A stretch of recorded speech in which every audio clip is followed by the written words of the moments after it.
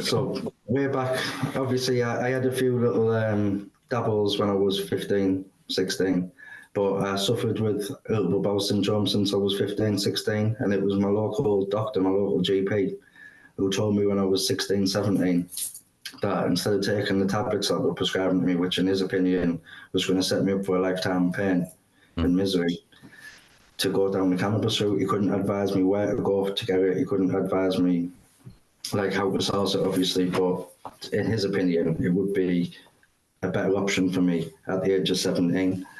I spent the next few years, unfortunately, not relying on cannabis as much as I should have done and developing an addiction to tramadol and other tablets that were prescribed to me via the hospital, and spent a couple of years fighting the hospital basically to prove that they were having an adverse effect on my health and that my body was actually relying upon these substances.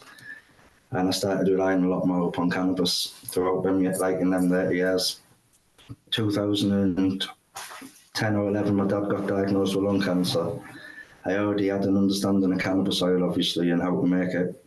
2012, I started making it, but my dad never got a chance to try it and use it. He sadly passed away in 2013. Came into a bit of inheritance money.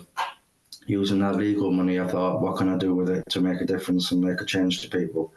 Set up the Teesside Cannabis movement in December of 2013, a Facebook page. 53 likes in, Cleveland police commented on the post saying, good luck with this, we'll lock you all fucking up. And Teesside Cannabis Club was born in that moment. I rebranded as Teesside Cannabis Club, started doing outdoor events in the February of that year, talking talks. Got about 20, 30 people at the first couple of events, realised there was actually an appetite for this kind of thing. Fast forward to like the July, and we were doing beach barbecue smokeout, which was the first kind of camp fest. But the council had other ideas, and when I was about to go do it the week before, the council said that they were willing to spend 20 grand shutting it down and were going to fine me and all sorts of nonsense. Because the beach is a public place, they could obviously come there. Mm-hmm. Last minute thinking, I looked across and seen there was a rugby club that offered tents to pitch on the thing.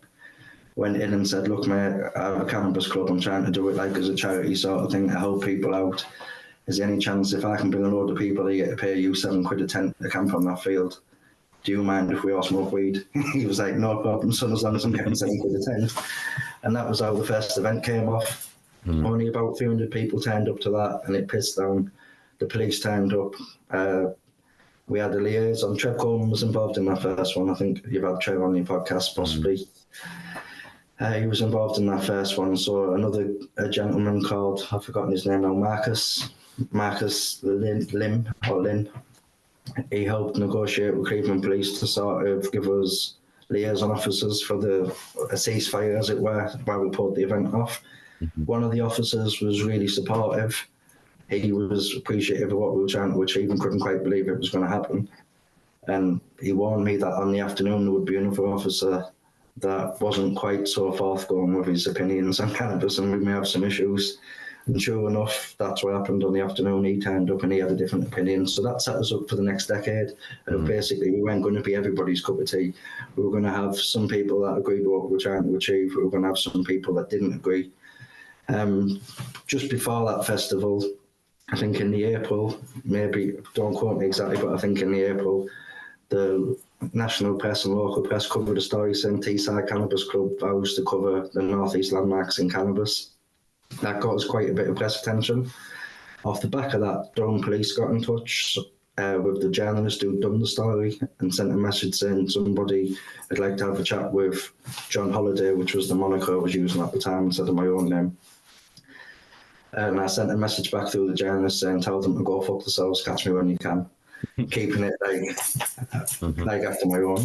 Like that's how I felt at the time. Yeah. So fast forward to doing the first barbecue smokeout kind of camp fest. That was in the national press and my photograph had been taken. So now everyone would know who I was from my background anyway, who I'd dealt with over the years, would have known me as Michael Fisher or Ziggy Mustafa Spliff, so I knew I was about to be outed anyway.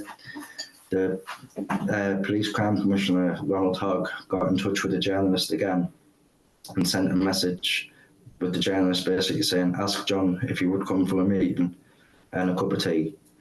I sent a message back saying, if I don't go for the meeting and a cup of tea, is he going to come for a cup of tea uninvited? And it was like from there pretty much that relationship was born.